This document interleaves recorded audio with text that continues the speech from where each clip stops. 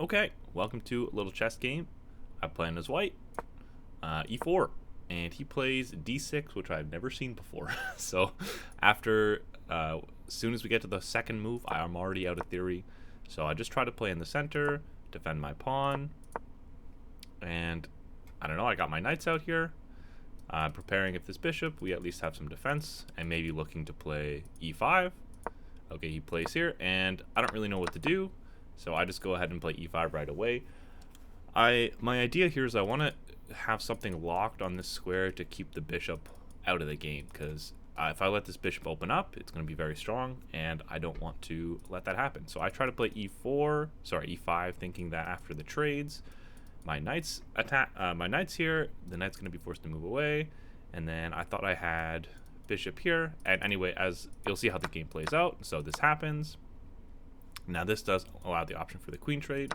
I take with the knight, so I still have the right to castle if I want to later. So yeah, he attacks, and he's attacking twice, and I'm only defending once. So I defend it, and then he attacks it again with the knight. So he's going to win back this pawn no matter what.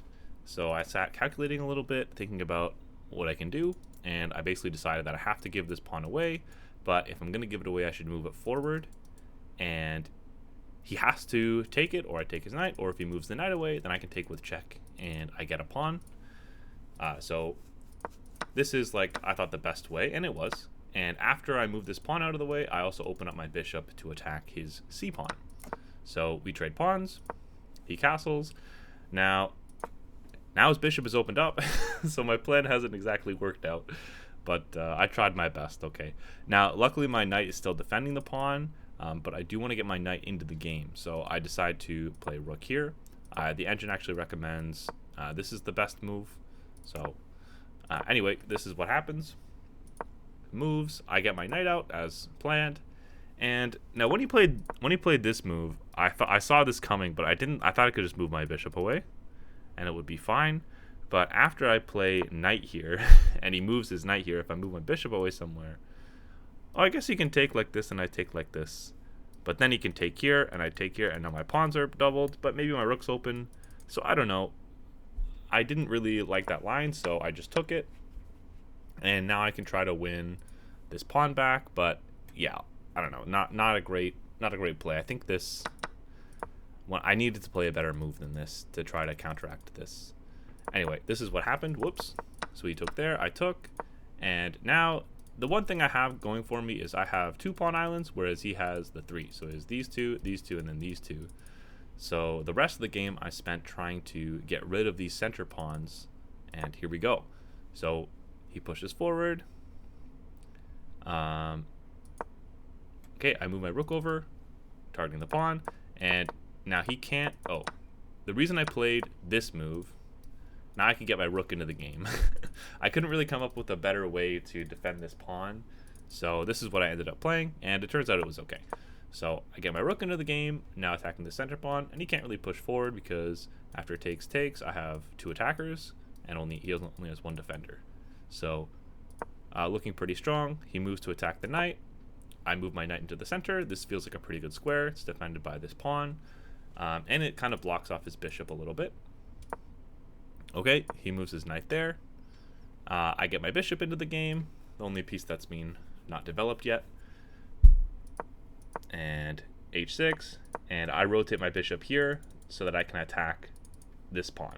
So I'm trying to build up pressure on this pawn. I have my rook lined up, my bishop lined up, and I think the only way he can really defend is with his bishop and his rook. So I'm trying to get this pawn. Maybe I can get this knight to attack it somehow. Maybe I can double up the rooks. Okay, so he defends it this way. Now, his bishop was doing something important. It was defending this square from my knight. Now, if my knight can get in, it's not really a fork because his king defends his bishop. But if I can win this bishop, I'm very happy because this bishop has been a nightmare the whole game. So after he moves his bishop away, I can move my knight right in and take his bishop. So feeling pretty good. Now we're still trying to get this pawn. I'm moving my king up. The reason is I thought that after he played, I haven't actually analyzed this too much, but I thought that, whoops. Oh, I guess I don't know how to do this. Anyway, like let's say I make a different move. then I thought he could go here, and if I take, he takes, and this is check. And so I thought if I move my king up instead, now he can't do this because now I can take, and my king defends the pawn. So I thought this would be fine. Not really sure what the engine has to say about it. It recommends castling, which I guess makes sense because then I can get the rook to defend the file. So if he pushes, I can ignore it or something else. What does it recommend after this? Yeah, just taking. And we trade pawns, and my rook is open. So that makes sense. Okay, so anyway, I played this move. Also, I wanted to get my king up because we're kind of in the end game. There's no queens. I didn't think my king was in danger of getting checkmated. So anyway, this is what happened. He attacks my bishop. I rotate it, trying to get my bishop here, attacking the knight. And I double up my rooks. His king comes to defense, and he has 1, 2, 3 defenders, and I have 3 attackers. He can get one of his rooks to attack. Okay, I move my bishop here with the threat to take the knight off of the defense. So take the knight. If he takes back with this king, then I have 2 attackers, 3 attackers. He only has one defender. And he moves to defend, but now he only has 2 attackers after this trade. So I take, he takes, and now I can take the pawn. And now that I've won his center pawn, this other center pawn's very weak. He can't get his king in line to defend because my rook is cutting him off. And I move my king up. It's active. This pawn is going to fall shortly. I check. The reason I check is if he blocks and I trade, then I can take this pawn, and it's a 3-on-2, 3 pawns versus 2 pawns, and then 3 pawns versus 2 pawns. And if he doesn't trade, I can win this pawn. So we end up trading, and at this point he resigns. So I play g3, and then he resigns. Now, I don't actually know. I don't think he should have resigned. I don't trust myself to win this endgame.